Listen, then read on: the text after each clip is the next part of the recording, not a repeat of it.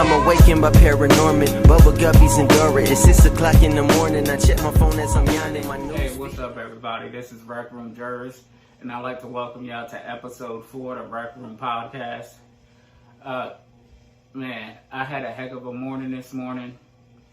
And really, as I look at my computer, it's only 10 o'clock, so I don't know if that, sets the way for the rest of my day, but hopefully it'll pep up and start getting better.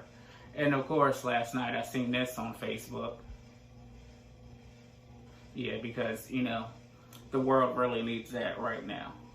But, a couple things I wanted to just discuss today. And number one, I want to get straight into it. I talked about the versus battle last week with Jadakiss and Fab. But now, this week, I just seen that they're having one with DMX and Snoop. Which, of course, I'm going to be tuned in for. Like, you don't even have to ask twice or even think about it. Yes, I'm going to be tuned in for that one also.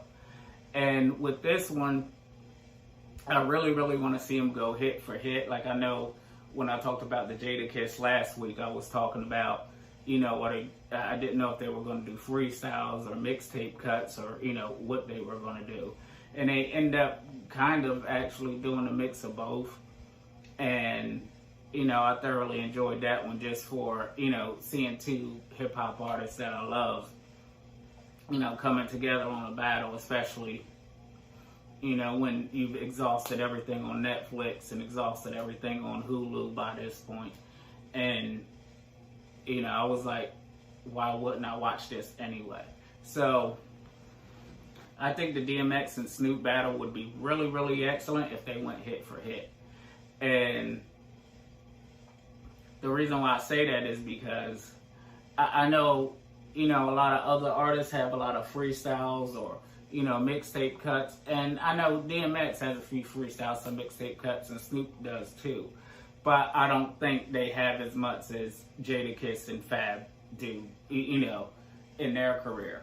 Because, Fab's been dropping mixtapes for about forever, even, his freestyles on the DJ Clue tape, and he's even dropped a whole mixtape of freestyles with DJ Clue, the Monday Night Mixtape, which is awesome. So, because I really don't, the whole, I remember Snoop telling a story one time on an interview, and he was saying, the whole mixtape thing just at first wasn't as big on the West Coast as it was on the East Coast. So, I could see where, Snoop wouldn't have as many mixtape cuts, but I know he has underground songs that people have probably never heard. But once again, in the battle, I think we want to give people stuff that they've heard. We want to give them Gin and Juice, What's My Name, Doggy Dog World, Lay Low. Lay Low is one of my favorite songs. That whole, and Snoop could play the entire Last Meal album. And I think DMX could play the whole It's Dark and Hell is Hot. I want to say either It's Dark and Hell is Hot, or And Then There Was X. Like, they could just battle with those two albums and see which album is the best, in my opinion. Of course, Doggy Style is my favorite Snoop album, but, who doesn't love the Doggy Style album? I remember, when I was growing up, like, you were the shit if you had either the Chronic or the Doggy Style album, and if you had both, then you was the most popular kid in school. So, yeah, like, I'm very excited to see that. And, even speaking on that, thinking about that, back in, well, I'm going to tell you my age, but back in 98, when I was a freshman in high school, like, having DMX or a Capone and Nori cassette or that Jay-Z in My Lifetime Volume 2, it was like, you had to have that to have, I don't know, like a certain type of status in the school. Like, everybody had those tapes and everybody was playing those albums. And so, like, that's why I love things like this. I love the battles like this, because this actually takes me back to the hip-hop I come from and, the mixtape era that I come from, where, like, three of my favorite DJs, I say it all the time, is number one, DJ Dirty Harry, number two, DJ Green Lantern, and number three, DJ White Owl. And those aren't really in any particular order, but just, just how I named them. And they're my favorite DJs because they actually do remixes. They don't just throw a bunch of songs on the tape. Like they'll take parts of this Mobb Deep song and put it over this Nas beat, then add, another acapella from Big Pun or something. Like, kind of, when I look at it and when I make my mixes and I post some more of my mixes, I actually have some on my Jersey Boy Radio page, but I'm going to be redoing some of the videos and I post them back up on this page so that everybody can really get the full spectrum of, exactly who I am, because I know I do a lot of different things, and that's just to always keep me moving and keep me working. And when I'm not doing music at this point, then I do the weed reviews, or when I'm not doing the weed reviews, then I'm going to talk about fashion, or I just want to be multifaceted, because this is what I'm really into and what I really love.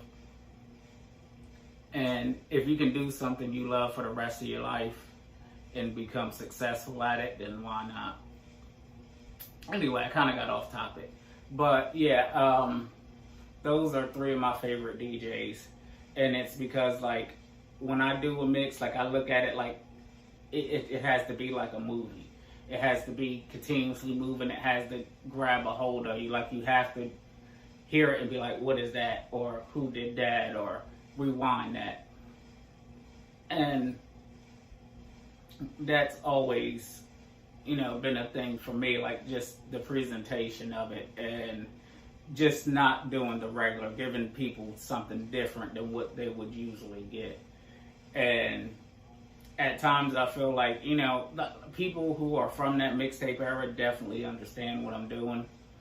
And there are some people who just don't. They'll say, hey, this song doesn't go with that beat, or I never heard this verse, because they either didn't grow up with mixtapes or they just grew up in a whole different area. Me growing up in Jersey, apparently, like, the mixtape thing was around. So I grew up in that era of hearing a song first, not on the radio, but on a mixtape, and then hearing it 6 months later on the radio. Not like now where, you'll go through any of these sites and see a mixtape. You're like, I heard this, I've heard this, I've heard. Like, DJ Clue had all the new exclusive freestyles, and, the Nas freestyles, and the Mobb Deep freestyles.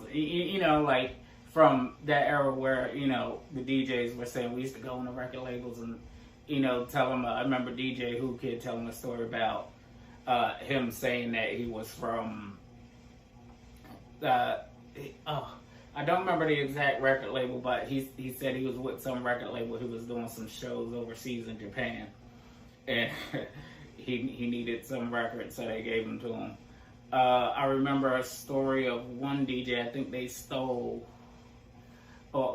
sorry, I know it's been a long time ago, but look, I don't want to say they stole anything. But they somehow happened to get their hands on an exclusive Nas record. And now, like I said, I, pretty much read up on stuff about this all the time, and I, have some stuff off of memory. I do smoke weed, so my memory might not be that good at this point. But, just things that, I remember from the 90s, or hearing stories of these DJs. And I think it's gotten easier now to find songs, because like I said, now you can just MP3 anything, and you don't have to go out to the record store and buy a record.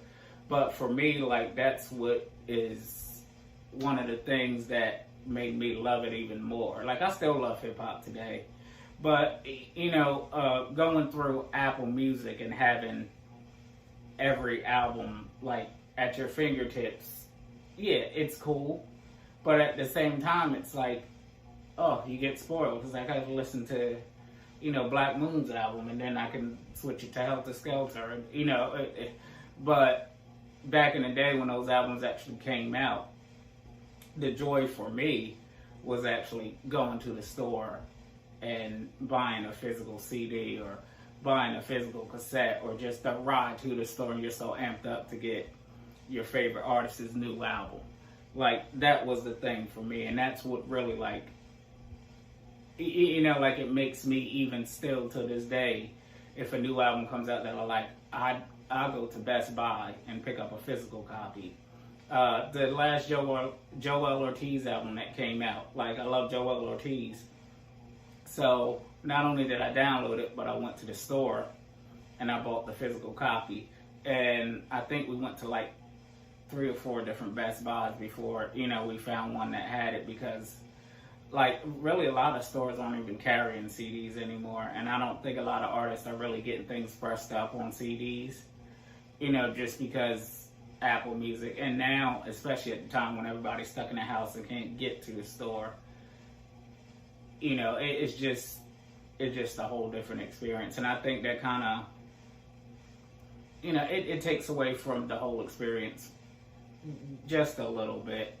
But like I said, I'm a person who's also a fan of the music itself, and I want to hear what the artists are saying. So as long as I can hear music, I'm cool. But just that nostalgia of actually, before you can get on any website and just click download on a mixtape, like you had to go to, we had several different mixtape stores in Jersey, and it was just a great day just to go into, the mixtape store and be like, what do you got? And, we got the new Clue, we got the new Ron G, we got the new this, we got the new that. And that's what really, like, grabbed me about hip-hop. Like, it was just like a kid in the candy store. Most kids, I think, when they were my age, they would take their money and go to, like, the toy store and try to buy a video game or try to buy a toy. At, 5, 6 years old, as soon as I would get, I don't know, $10, $20, my mom is like, I already know what you want to do when you get into the mall. Just go to the record store. Like, that was my toy store for me. That was my candy store. Like, just going in there and just picking out whichever album I wanted, or whatever album, just dropped that day. And, like, that's where my whole joy comes from. And even still to this day, like, I even enjoy going back online and, like, searching up different mixtapes from, whether it be Who Kid or Envy or DJ Scream or something like that, and be like, man, I remember when I had that on cassette, or I remember when I had that on CD. And, that's, I guess, why I run, my whole thing like I do. Like, I make sure the music is always something that's in the forefront, because hip-hop is something that made me, it stood, whether it be for my I'm kind of dressed kind of bummy today, I think. But like I said, it was a long morning, so I just threw on something to kind of say, let me not look horrible in the camera. But I got my lovely background here, my records also. So maybe if you guys don't like what I'm wearing, you can focus on that. But, like I was saying, that's just the whole thing of hip-hop to me, and the nostalgia, and why I think I am who I am today, just because of my love of hip-hop from that era, and me just trying to, I wouldn't really say, I don't know if it's mimic that era, or just basically I would just say pay homage to, like I said, Dirty Harry, Green Lantern, White Owl, rest in peace White Owl. Shout out to Little L too. We just did a mix together. It's on SoundCloud. I actually dropped the link in this YouTube video.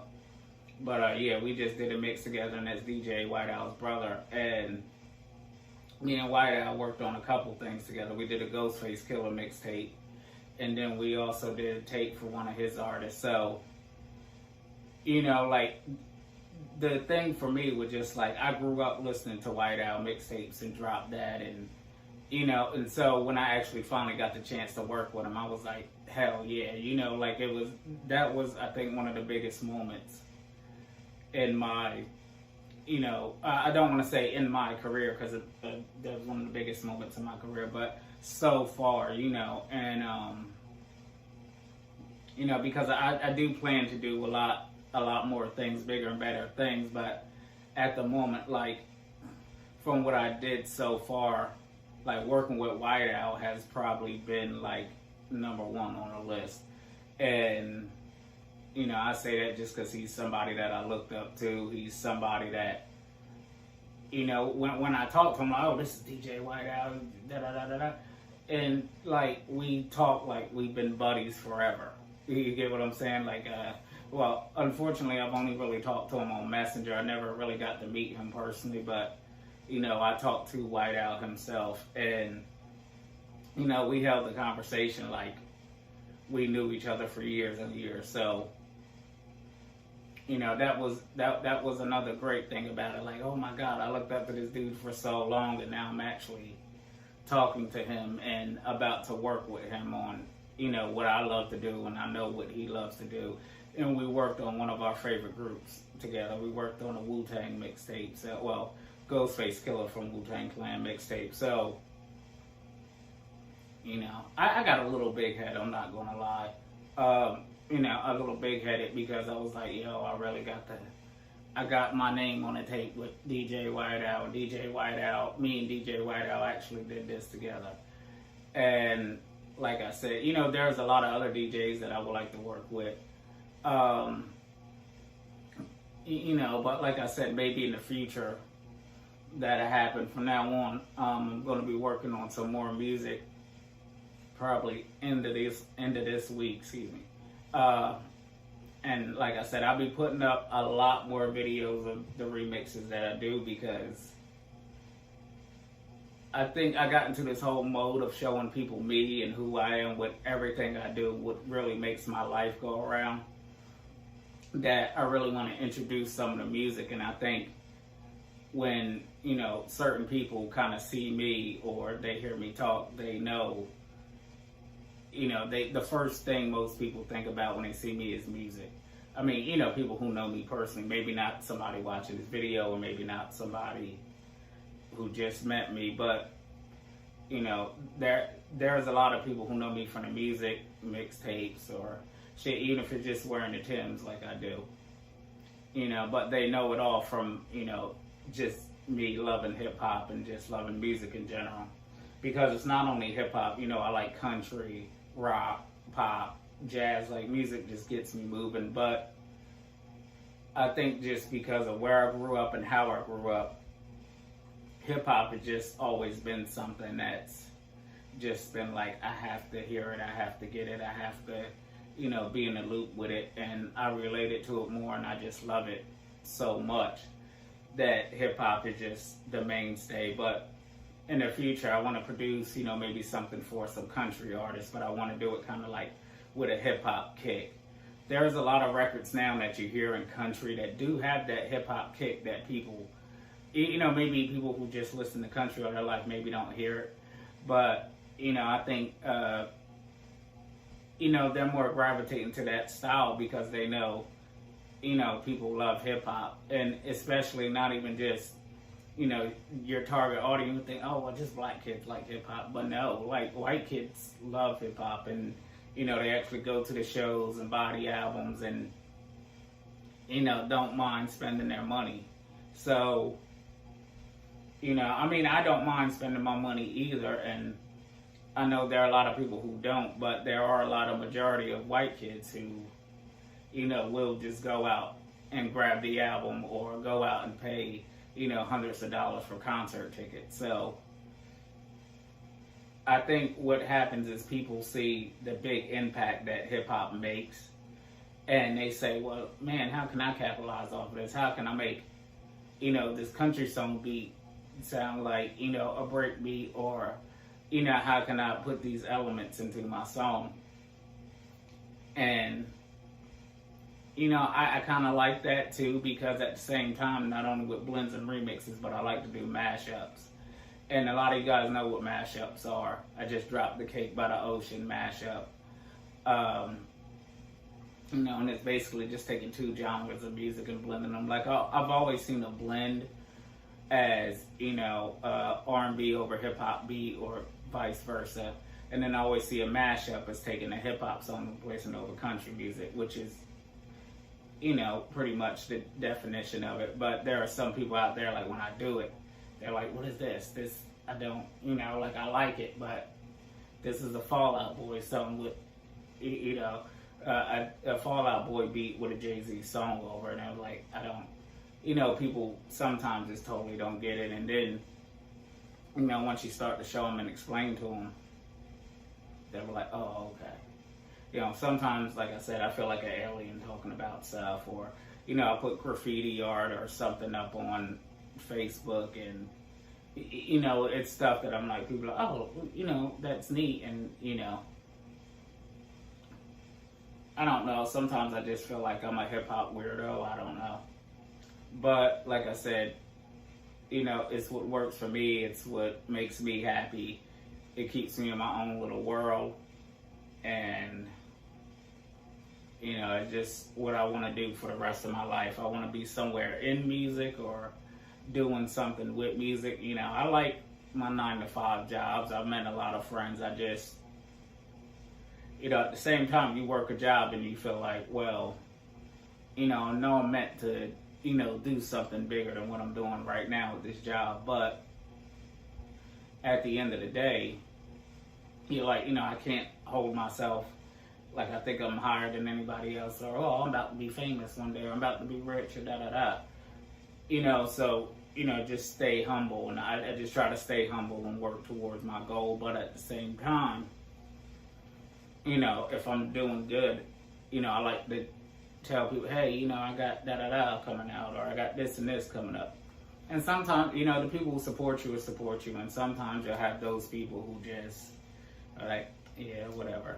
Until, something big happens for you, until they see you in a picture with Jay-Z, or until they, see you in a big name studio with some big name artist, and it's like, okay, but I've been telling you about this years and years ago, so I don't need you to be around me right now. That's just my thoughts on it.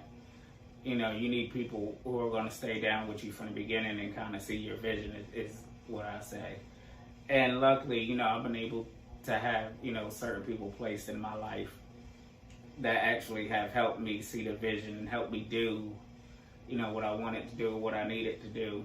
And I have some who just still are just like, oh, yeah, you want to be in music just like every other young kid, or you want to be in music just like everybody else. But, yeah, it is a lot of kids' dreams to get into music, or a lot of people's dreams to be a big rapper and have money and this and that.